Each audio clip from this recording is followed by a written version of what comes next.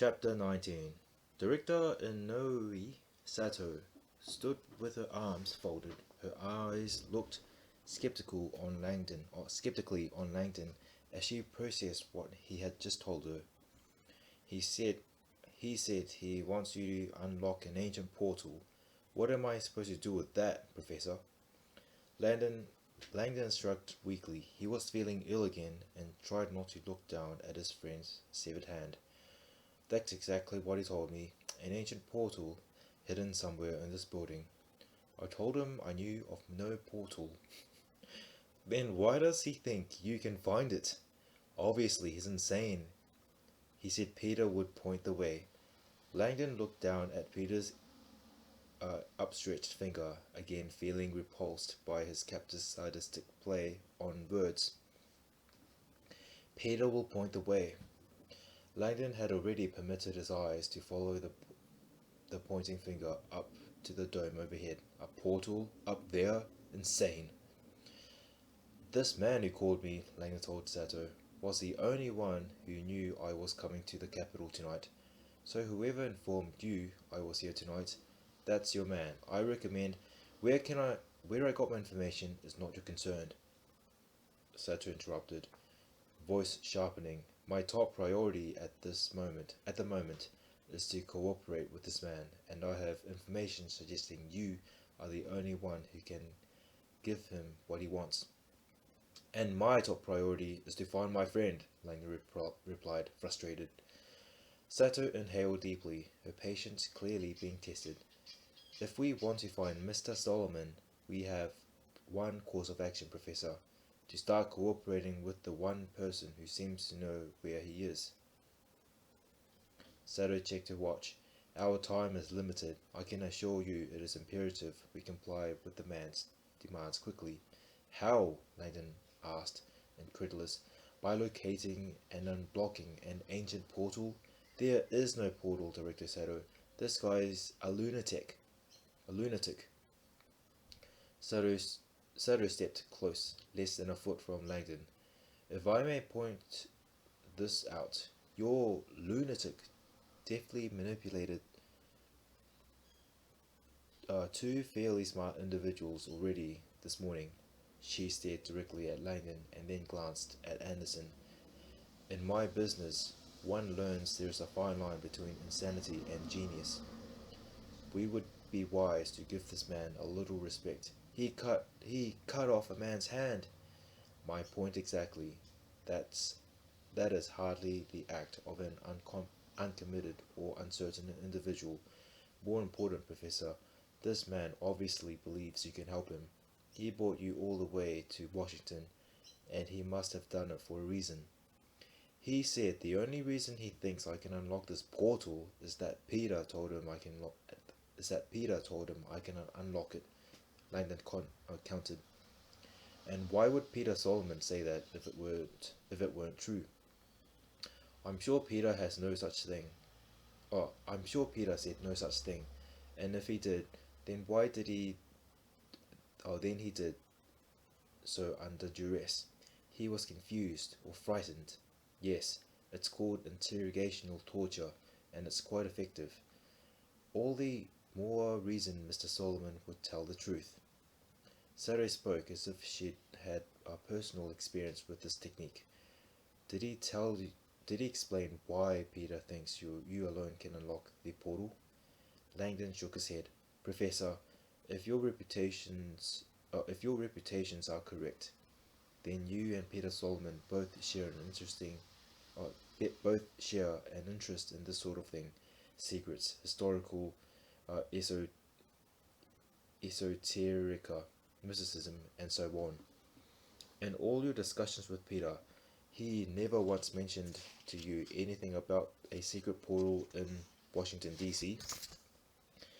Langdon could scarcely believe he was being asked this question by a high-ranking officer of the CIA. I'm certain of it. Peter and I talk about pretty arcane things, but believe me, I'd tell him to get his head examined if he ever told me that there was an ancient portal hidden anywhere at all. particularly one that leads to the ancient mysteries. She glanced up. I'm sorry? The man told you specifically that what this portal leads up to? Yes, but he didn't have to. Langdon motioned to the hand. The hand of the mysteries is a formal invitation to pass through a mystical gateway and acquire ancient secret knowledge, powerful wisdom known as the ancient mysteries, or the lost wisdoms of all the ages. So you have heard of the secret he believes is hidden here. A lot of historians have heard of it. Then how can you say the portal does not exist? With respect, ma'am, we've all heard of the Foundation of Youth and Shangri-La, but it doesn't mean they exist. The loud squawk of Anderson's radio interrupted them. Chief, the voice on the radio said. Anderson snatched his radio from his belt. Anderson here. Sir, we've completed a search of the grounds. There is no one here that fits the description. Any further orders, sir? Anderson shot a quick glance at Sato, clearly expecting a reprimand, but Director Sato seemed uninterested. Anderson moved away from Langdon and Sato, speaking quietly into his radio. Sato's unwavering focus remained on Langdon.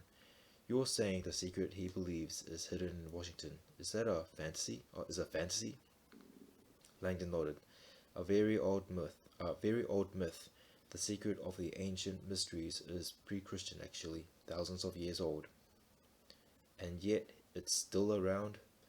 There are many equally improbable beliefs. Langdon often reminded his students that most modern religions included stories that did not hold up to scientific scrutiny. Everything from Moses parting the Red Sea to Joseph Smith using magic eyeglasses to translate the Book of Mormon from a series of gold plates he found buried in upstate New York. Wide acceptance of an idea is not proof of its validity. I see. So what exactly are those ancient mysteries? Langdon exhaled. Have you got a few weeks? In short, the ancient mysteries refer to a body of secret knowledge that was amassed long ago. One intriguing aspect of this knowledge is that it allegedly enables its practitioners to access powerful abilities that lie dormant in the human mind. The entangled adepts who possessed this knowledge vowed to keep it veiled from the masses because it was considered far too potent and dangerous for the uninitiated. Dangerous in what way? The information was kept secret. For some reason, we keep matches from children. In the correct hands, fire can provide illumination, but in the wrong hands, fire can be highly destructive. Sato took off her glasses and studied him. Tell me, Professor, do you believe such powerful information could truly exist? Langdon was not sure how to respond. The ancient mysteries had always been the greatest paradox of his academic career.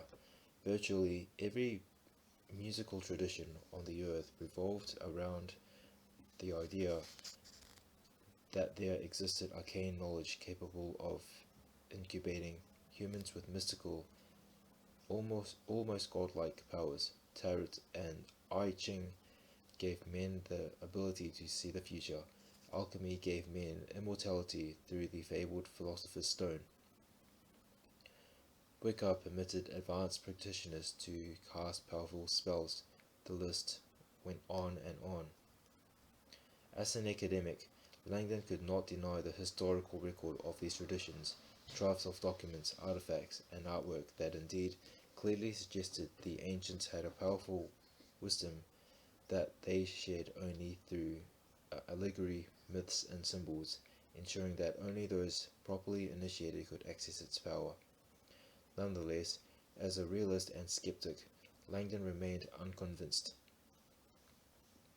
Let's just say I'm a skeptic, he told Sato. I have never seen anything in the real world to suggest the ancient mysteries are anything other than legend, a recurring mythological archetype. It seems to me that if it were possible for humans to acquire miraculous powers, there would be evidence, and yet so far, history has given us no men with superhuman powers. Sato arched her eyebrows. That's not entirely true. Langdon hesitated, realizing that for many religious people, there was indeed a precedent for human gods, Jesus being the most obvious. Admittedly, he said, there are plenty of educated people who believe this empowering wisdom truly exists, but I am not yet convinced. Is Peter Solomon one of these people? Sato asked, glancing towards the hand on the floor. Langdon could not bring himself to look at the hand. Peter comes from a family lineage that has always had a passion for all things ancient and mystical. Was that a yes? Sato asked. I can assure you that even if Peter believes the ancient mysteries are real, he does not believe they are accessible through some kind of portal hidden in Washington, D.C.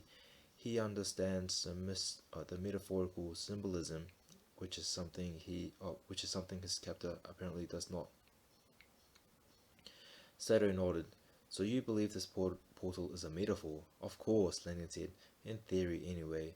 It's a common metaphor, a mystical portal through which one must travel to become enlightened. Portals and doorways are common symbolic constructs that represent transformative rites of passage.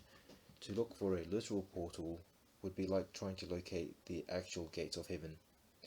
Sato seemed to consider this momentarily. But it sounds like Mr. Solomon Skapta believes you can unlock an actual portal. Langan exhaled. He's made the same error many zealots make, confusing metaphor with a literal reality.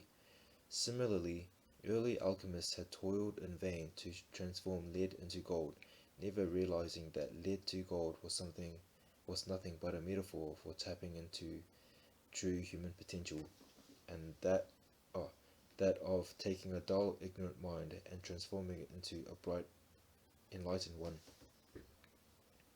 Sato motioned to the hand.